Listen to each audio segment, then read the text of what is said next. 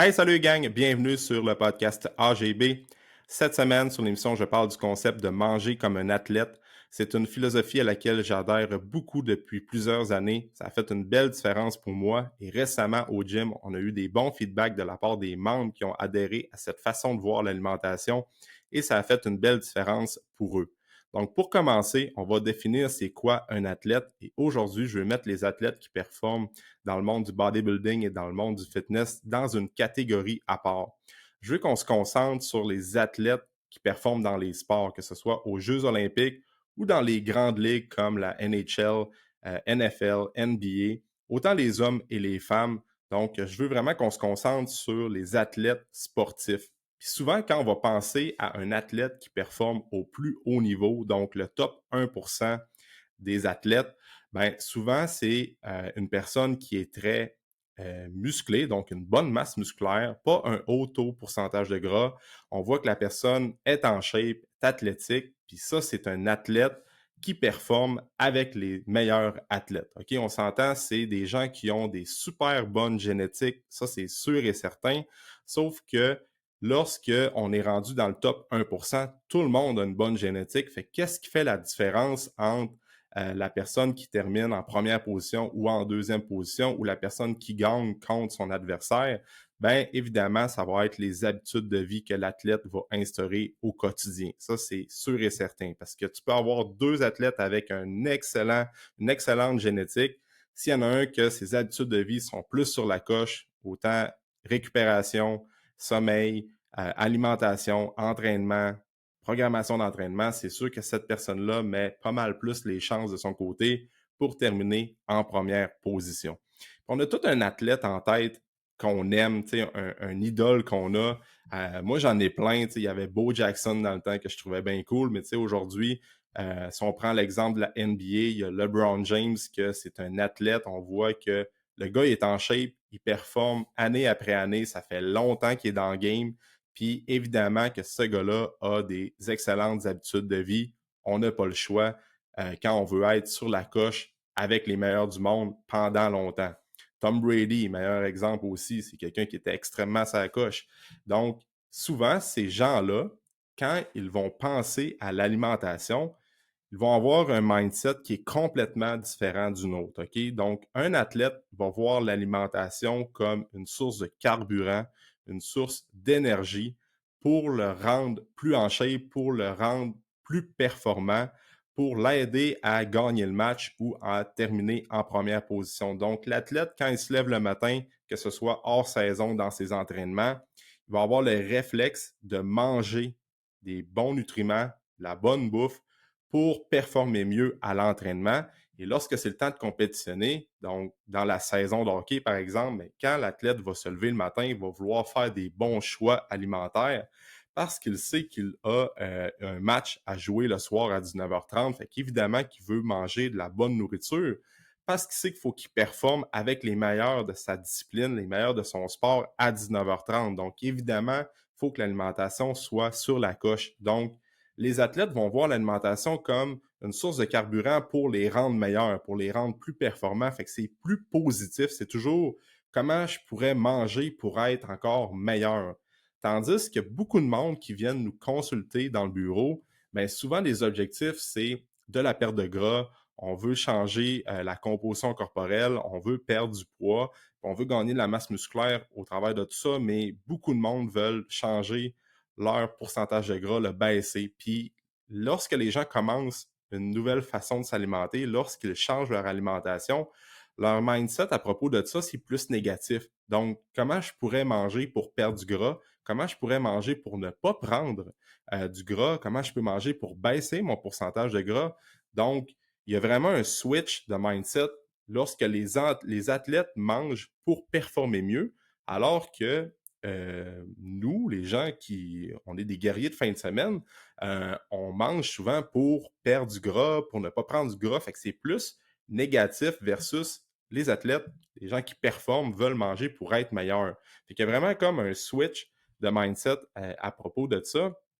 Et ça fait une énorme différence lorsqu'on commence à voir notre nutrition, notre alimentation, lorsqu'on commence à s'alimenter comme un athlète. Donc, quand je disais tantôt, on est tous des athlètes de fin de semaine, on est des guerriers de fin de semaine, c'est-à-dire que notre réalité est complètement différente des athlètes, on s'entend là-dessus. Lorsqu'on pense aux athlètes de haut niveau, ben, ils n'ont pas de problème monétaire, évidemment, ils sont capables de s'engager des chefs cuisiniers, ils n'ont pas de job 40, 50 heures semaine, là. Oui, ils s'entraînent beaucoup, mais ils ont moins de. Ils ont d'autres problèmes, là, mais ils ont moins de stress comme quotidien comme nous. Nous autres, on a les billes à payer, on travaille, après ça, on veut voir nos amis, on veut voir notre famille, on veut s'entraîner, on est très occupé également. Fait qu'on est des athlètes aussi, dans le sens que on performe au travail, on performe dans notre vie personnelle, puis on veut performer au gym au travail de tout ça. Fait que souvent, notre réalité à nous, un peu comme celle des athlètes, dans le sens que c'est exigeant aussi notre mode de vie. Donc, on veut manger pour performer mieux au gym, pour performer mieux au travail, pour performer mieux dans toutes les sphères de notre vie. Fait qu'on est un peu des athlètes, des guerriers de fin de semaine. C'est un terme qui est très populaire, c'est-à-dire que c'est des gens comme nous, comme moi inclus, qui s'entraînent, mais qui ont une job, qui ont une réalité, puis qui veulent être en shape, qui veulent performer dans leur sport, au gym, dans leur discipline, mais qu'il n'y a pas juste ça dans notre vie, OK? Fait qu'il faut s'inspirer des athlètes, parce que les athlètes, souvent, ont des disciplines de fer. C'est du monde qui sont vraiment comme un mindset d'athlète. Souvent, il y a, pour te rendre dans le top 1%, il faut vraiment que tu aies un mindset de fou. Mais on peut s'inspirer de ces gens-là, surtout lorsqu'on parle de nutrition. Donc, on veut manger comme un athlète. Puis souvent, on va juste s'imaginer qu'on a tout un athlète préféré là, qu'on suit depuis plusieurs années, qu'on admire depuis plusieurs années. Fait qu'on peut se prendre cette personne-là puis s'imaginer, OK, par exemple, que je donnais l'exemple de LeBron James tantôt, qu'est-ce qu'il fait, LeBron, quand il se lève le matin? Ben, il va prendre un bon déjeuner, il va prendre ses suppléments, il va faire un peu de stretching. Là. Je connais pas toute sa routine, là, mais je suppose que. Donc, on peut s'inspirer de ces gens-là autant dans notre vie, dans notre entraînement, comment est-ce qu'on s'entraîne, c'est dans quel mode on se met à l'entraînement, mais autant lorsqu'on mange. Fait que d'avoir vraiment un réflexe de manger plus pour performer, pour gagner de la masse musculaire, c'est plus positif. Manger pour être plus en shape, il faut vraiment avoir juste une façon différente de voir l'alimentation, puis d'être moins dans la restriction, être moins dans le côté négatif. Parce que souvent, il y a des gens qui viennent nous voir, veulent perdre du gras, veulent optimiser leur composition corporelle, ce qui est bien correct. Sauf qu'on ne peut pas faire 10, 15 ans de perte de gras. Si, je le dis souvent, mais si ça fait 10, 15 ans que tu es en perte de gras, il y a quelque chose qui cloche à quelque part, puis souvent d'avoir comme plus des consultations au niveau psychologique, au niveau mindset, c'est pas mal plus ça qui va t'aider que jumper de coach en coach pour essayer des nouvelles diètes, puis qu'au final, ça revient tout au même. Donc, ferme la parenthèse. Donc, on peut comme plus se concentrer sur de quoi qui est négatif et qui est plus soutenable à long terme. Comme je disais, passer 10-15 ans en perte de gras, ça fait pas de sens. À un moment donné, c'est sûr qu'on vient qu'avoir une moins bonne relation avec la nutrition. On trouve ça drainant, on trouve ça que c'est dur, c'est tout le temps difficile, c'est tout le temps des choix, c'est tout le temps des choix restrictifs, on s'empêche de.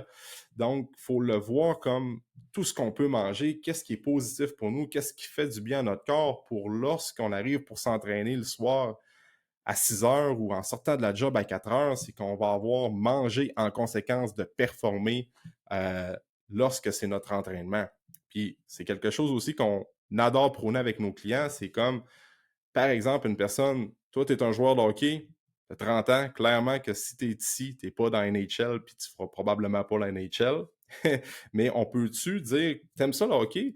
Bon, mais cool, ce qu'on va faire, c'est qu'on va faire un mode de vie comme un joueur, comme ton joueur de hockey préféré, comme McKinnon, ben McDavid, whatever. Tu sais, tu fais juste t'inspirer de ces gens-là, dire, bon, ben, qu'est-ce que Sidney Crosby fait la journée de son match ou qu'est-ce qu'il fait lorsqu'il s'entraîne. Donc, on s'inspire de ça. On s'inspire de ça aussi au niveau de l'entraînement. Comme ça, il y a un but, puis il y a quelque chose qui est comme plus positif. C'est-à-dire, je vais aller m'entraîner pour performer mieux dans la ligue de garage, dans ma ligue de garage qui va recommencer au mois de septembre. Puis je vais manger mieux parce que ce soir, j'ai un match à 8 heures après une journée de job. C'est juste une ligue de garage. Il n'y a personne dans les estrades, mais au moins tu te dis, crime, je fais ça pour une raison qui est comme je vois vraiment une satisfaction à bien manger parce que j'ai scoré 3 buts dans ma ligue de garage. Puis tu sais, c'est pas grand-chose, mais ça te donne des buts. Puis ça fait en sorte on stick to it, tu sais, on reste dans notre bon mode de vie, autant alimentation que nutrition. Puis, puis tu sais, c'est de voir aussi les bienfaits à long terme. Quand un athlète se lève le matin, il y a un match le soir à 19h30, ben, il performe contre les meilleurs de son sport. Fait qu'évidemment qu'il n'y a pas le choix d'être sa coche au niveau de sa nutrition. Fait que lorsque vient le temps de souper comme 3 4 heures avant son match, ben, c'est sûr qu'il va se dire clairement que je veux manger une bonne source de protéines, des bons glucides, puis de la bonne bouffe, parce que la satisfaction de gagner le match ou de gagner la première position est bien plus grande que ma satisfaction à court terme que j'ai le goût de manger une pizza ou des pogos. Tu sais, fait que souvent, c'est d'avoir ce mindset-là aussi, de dire tu vas en remanger de la pizza dans ta vie. C'est clair. On a tous des aliments qu'on aime. C'est sûr que tu vas en remanger. Sauf que lorsque tu vas avoir des objectifs concrets, tu veux atteindre un résultat précis, ben, pense plus à la satisfaction à long terme que ça va t'amener de bien manger.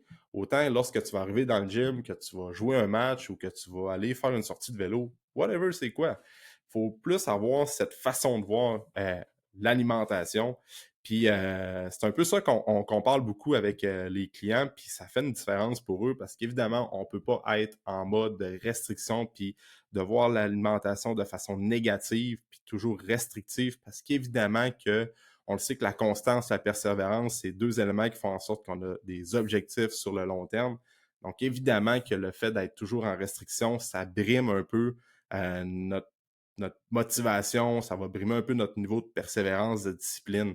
Alors que quand on va avoir un switch légèrement différent par rapport à ça, ben on est capable de faire les choses pendant longtemps. Donc, tu sais, il faut plus le voir comme ça, l'alimentation, de manger comme un athlète. Fait que souvent, on suggère aux gens, y a-tu un homme ou une femme que t'aimes, là, ça fait des années que tu suis, tu sais que cette personne-là, pour toi, dans tes standards à toi, c'est l'athlète par excellence, c'est un bel exemple de persévérance, de motivation pour toi.